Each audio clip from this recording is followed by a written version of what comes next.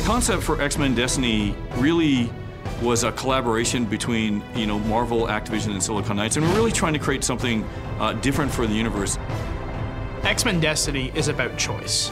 Choice in the narrative sense, choice with your powers, with your abilities, your play styles, your character. It's all about making the game what you want it to be.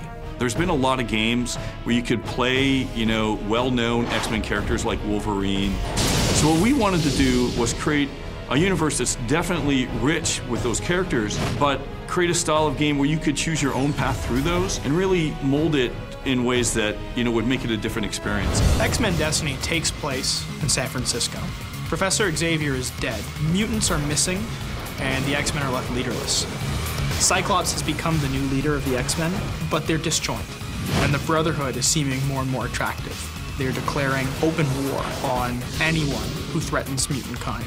And you play a new mutant, one of 3 characters that we've worked with Mike Carey to envision and create of different backstories. Never before have you been able to choose different powers and different selections in a game like X-Men Destiny for a Marvel licensed game.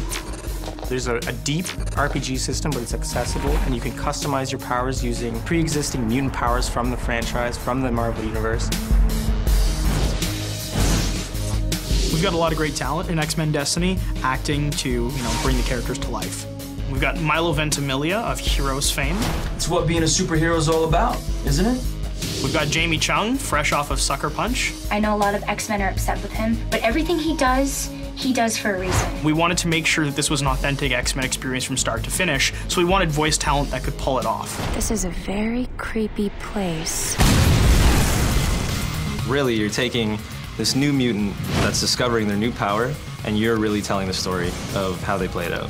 There's offensive X genes, defensive X genes, and utility. These are based on characters in the Marvel Universe. So you can get Wolverine's healing, you can have Emma Frost's diamond skin, you could have Iceman's freezing abilities. Our use of mocap for all the scenes also allowed to have some very natural movement, natural fidelity. Has a slightly realistic edge. It adds believability. The other thing I always like mocap for is you're working with a human being, you're working with an actor, and you can get something back that maybe you're not expecting.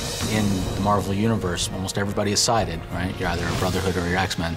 Sometimes they flop, but you have to choose. Your goal is to create this new mutant, and you really need to hear both sides of the story. You're going to choose your team, and that's the whole point. What embodies a member of the X-Men or a member of the Brotherhood of Mutants is really their ideals and their beliefs, and we really wanted to show that your character going down a certain path is an evolution of how they think and how they feel and how they behave. I find that one of the most interesting and exciting parts of the game is really the rich content.